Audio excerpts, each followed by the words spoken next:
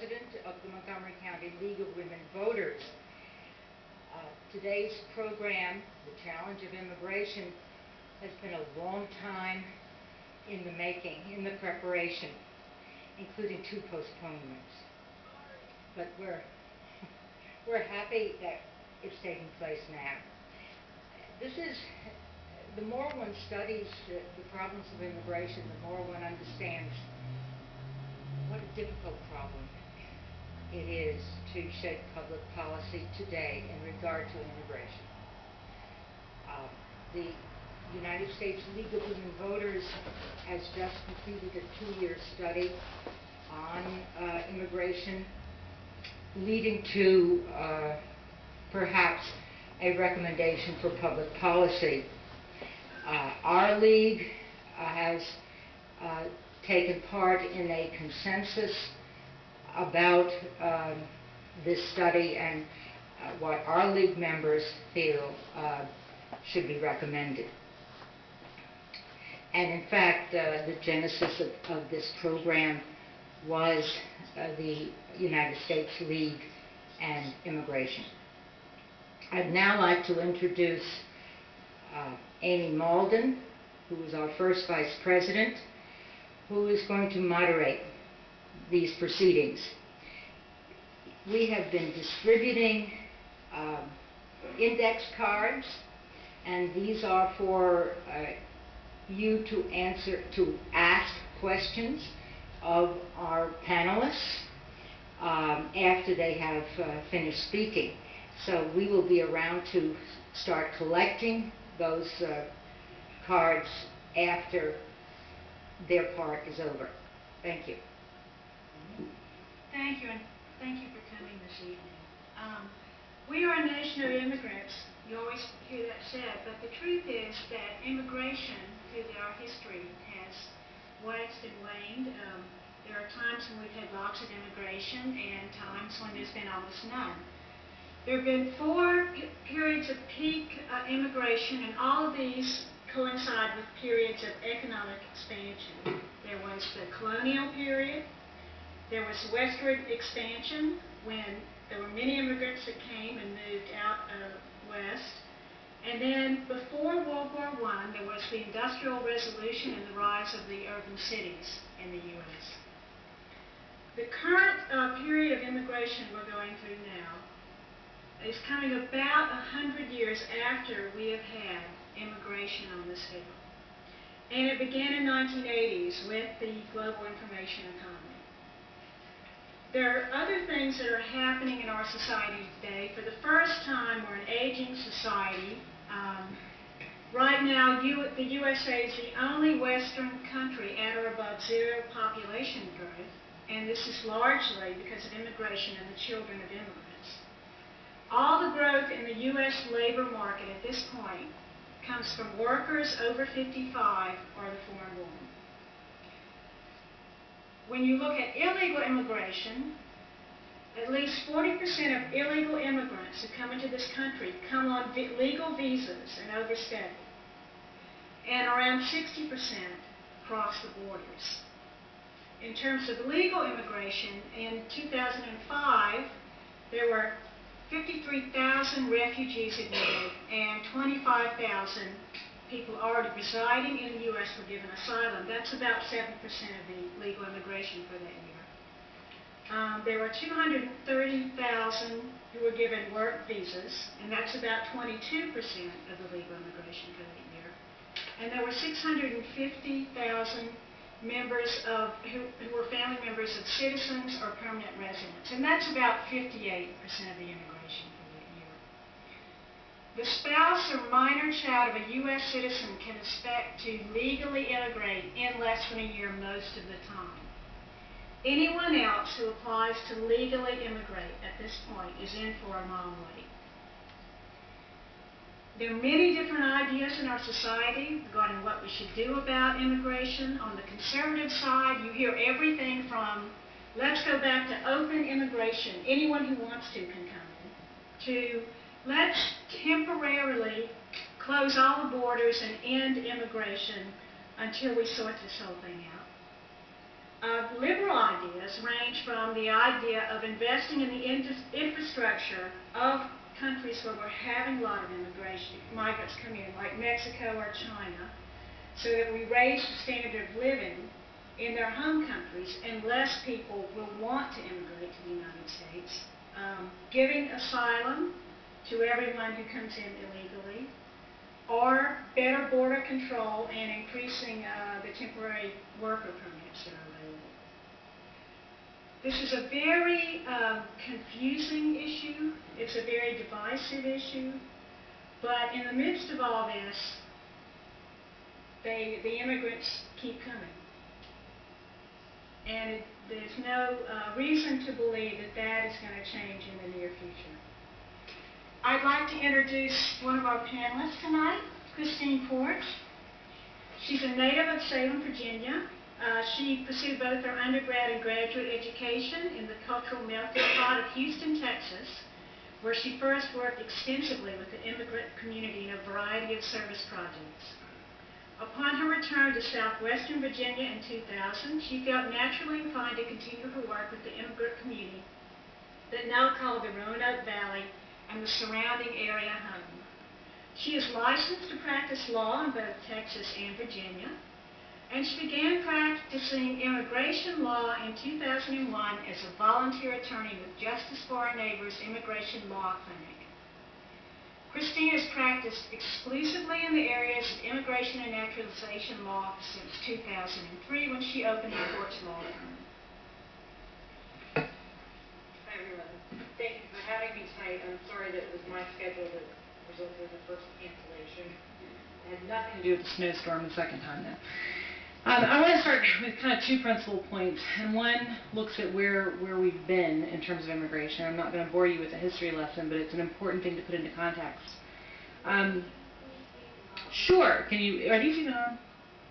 Or do I just need to be loud? Yeah. Is that better? No.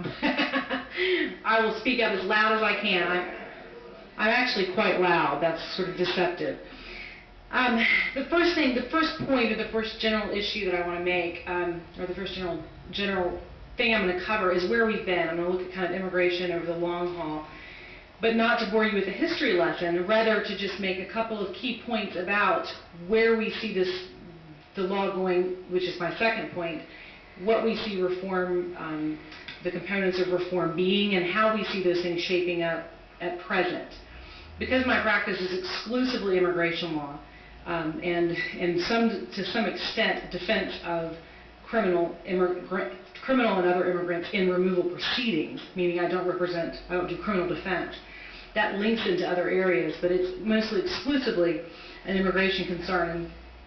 And so in looking back at the historical perspective on these issues, there is an interesting description of what's happening in immigration generally, and it talks about the tide of immigration and what's going to happen. And there's a fabulous quote that admonishes the hordes that come here by unchecked immigration that, quote, open the floodgates through moral and political Rio Grande and spread in every direction.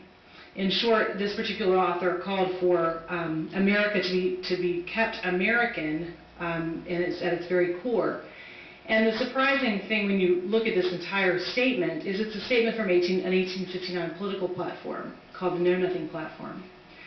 And it's quite instructing to me because, of course, I'm a big believer that there is nothing new under the sun. And I think it was Truman who said there's nothing new in the world except the history you don't know.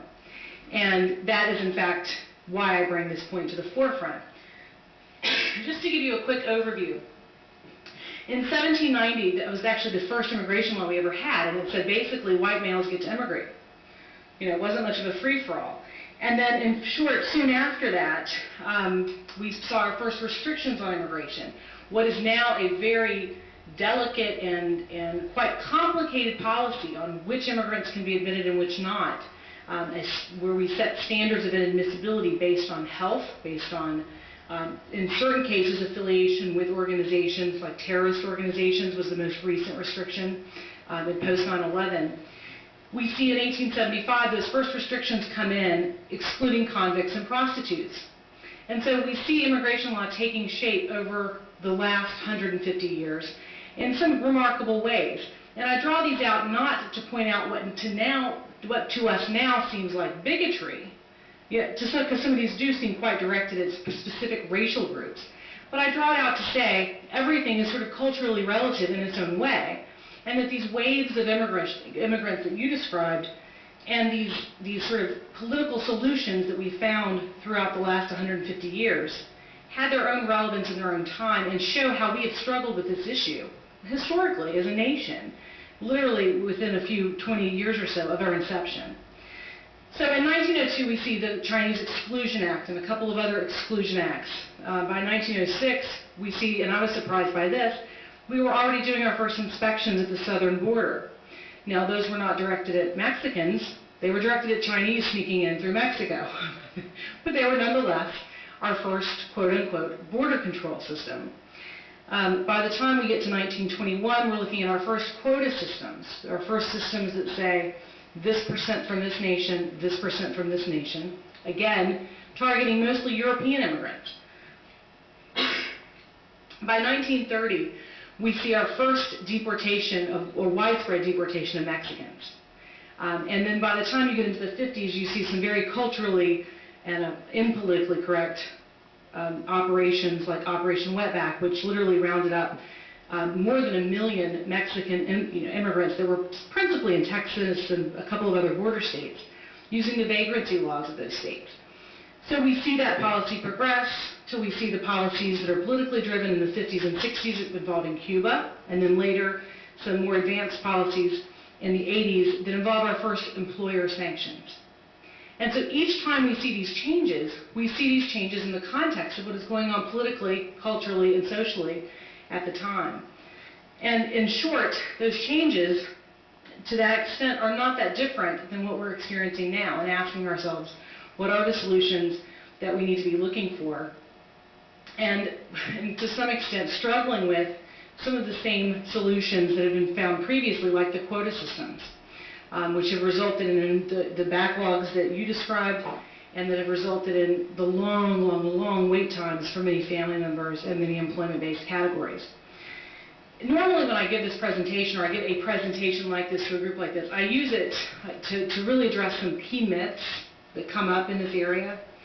The problem is those myths are so replete I can't fit them into, and they're myths on both sides of the political aisle, but they're myths that I can't fit into what is intended to be just sort of a 10-minute introduction. So as you guys come into these, to your questions, if there's anything specifically you find me pulling up as I go through this material that sort of strikes something for you, by all means, feel free to ask that as it relates to some of those perceptions, because I'm unable to address in addressing the backlogs and those kinds of things. I'm unable to address right now all the reasons we have them and kind of how that system has corrupted the concept of legal immigration in this country. However, again, the context of these things, if you look at the I think it was 1986, is when we had those first employer sanctions under IRCA, which was the law that was passed at the time. And Senator Simpson, who was the chair of the Subcommittee on Immigration at that time, said that employer sanctions were at the heart of reform. Well, it was 20 years ago, but we're still seeing the exact same drive. Except he made this wonderful cautionary remark that I just love, which he says, in essence, if we continue to leave the system unregulated, if we continue to just stack on bad idea on top of unworkable idea, on top of quick fix, okay, which addresses both the left's, side of this, which is typically we need some kind of comprehensive legalization program, aka an amnesty, then we haven't really fully addressed the problem. And if we look at just the right fix, which is typically let's seal the borders, let's have some context for which we can make a counting of who is in our country and that sort of thing, then we still haven't fixed the problem at the very heart of fundamental legal immigration, which has to do everything from work visas and the time processes, the time that we see those visas processing, all the way to how families are able to process into the U.S. So, in short, where do we go from here? Well, while I am convinced that there is a solution to this, and I am quite convicted that we are a nation of immigrants, and we do have some cultural identity attached to that, I think the best methods and the best policies, especially those that have worked in the longest term possible, have been informed by what serves the greatest numbers, who have the greatest bundle of rights. And what do I mean by that? Legally, in our culture, and culturally and socially in many ways, we recognize that our country is not a level playing field. That in fact, certain adults certainly have certain liberties greater than children. There are children in fact in our legal system have greater rights than the unborn. We recognize there's a stair-stepping down, and it's the same thing in immigration. U.S. citizens have lesser rights, have more rights than legal permanent residents. We see this especially in the criminal context. Legal permanent residents have fewer rights than non-immigrants, and certainly more than the undocumented. So when we look at the stair-stepping down, we see policies that are trying to address both the needs of, on the one hand, citizens of the U.S., citizen employers, citizens who are concerned about the waves and the influxes of immigration, and on the other hand, the rights of the other end of the spectrum, the rights of the undocumented. Simply put, the question of who is it that the policy serves, and certainly that's a big objection on the part of those who object to amnesty or to legalization. So the first principle in my mind has to address who does this serve? Who does the policy serve? And in short, the second principle in my opinion, in terms of looking at some of these laws and seeing how many laws have come down the last year that have failed miserably. We've had comprehensive immigration reform fail twice in the last 2 years, and twice we thought, as a practicing bar in this specialized area, we're keeping very close tabs on this. But even many of us were very disappointed by our national organization's attention to the bigger picture. And the classic example is this year in H-2B reform. We see employers who are seasonal employers who depend on seasonal labor, who have to go through a very rigorous process by which they designate certain numbers of people that they have as returning workers, and designating them as returning workers, having participated in this legal program for multiple years, they get a benefit, which is those people pass outside of the cap. And this year, Congress did not renew those returning worker provisions, which meant local businesses, local seasonal workers, or local seasonal businesses who have contracts already through June, through July, through August, have no workers. That's not an illegal immigration problem. That's a problem with legal immigration. It's a problem with this tension that we've seen historically and that we continue to see today. So the second principle has to be determined by the widest redress of the problem. You can't just say it's got to be a fence. You can't just say we got to have an amnesty. There has to be something that pulls both sides in and addresses it comprehensively, but not blindly. And some of that may involve reforming some of these historical systems that we've seen come through, and the ones that I described from 1890s or 1850s to the present. And finally, I think any kind of system, we were talking a little bit about economics at dinner, but I think any system has to address both this perception we have of what is an American standard of generosity, in terms of welcoming waves of immigrants, and at the same time address that American standard of fairness, which has everything to do with due process, and at the same time an American sense of economic vitality and how we create that. And so those systems that fail to consider due process, specifically of aliens who are here in undocumented status, or fail to permit employers to legally petition for their seasonal or other workers in a timely fashion, all of those issues create quite a batch of problems for a system to be able to have vitality over the long haul. And the classic example that I always give in terms of what we're seeing happen on a day-to-day basis involves a mom-and-pop business out of California. They run a fence company. They have 2 locations. This isn't some monolithic company that has 12 corporate arms. This is simply mom-and-pop run this shop. In fact, president and the manager, the 2 who were slammed the hardest in this particular issue, were son-in-law and dad, son-in-law and father-in-law. They pay employee wages well. They pay above the standard wage for that area. They, in fact, provide insurance. They give days off. They have all of these perks for their employers, including very extensive pension programs. But what happens is immigration, which is a branch of immigration, their customs and enforcement branch, comes in and, in essence, engages in a criminal investigation where it criminally charges these particular individuals with harboring. They use to some extent the unlawful employment of immigrants statute, but they charged the company something like I can't remember the numbers on the sheet, $4.7 million asset forfeiture and $300,000 in personal liability, plus both the manager and the president were both convicted and had criminal consequences that were removed by probation. So in short, we're seeing enforcement on a much wider scale. We're seeing solutions taken into their own hand, both in our state legislature. I even brought the list, if any of you had questions on those bills presently pending before the Virginia General Assembly. So we see states taking these issues into their own hands and creating reform. We see certainly immigration enforcement trying to reform employer conduct by employer sanctions. But we're not seeing the feds do that at a wide-scale level. And it's in part because it's an election year. It's in part because it's a tough issue. Is it too tall of an order? I don't think so. I think we've tackled greater problems than this. I think we've tackled this problem in the past. But only for small periods of time, because any program on either end of the political spectrum can only satisfy for a short period of time when it's unaccompanied by a very broad redress. So, in my opinion, it's not for the faint of heart. It's not for the weak-minded. It can't be a simple solution.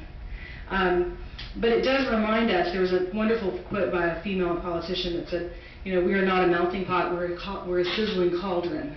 And I think that's probably the most insightful explanation of not only our cultural identity, but in fact these issues that we struggle with. And so as we begin, and as you hear some very specific things about the other communities in our area, I think that's an important part to remember as we start to think about what the political solutions are, that it's just simply not going to be a solution that comes to us easily. Thank you.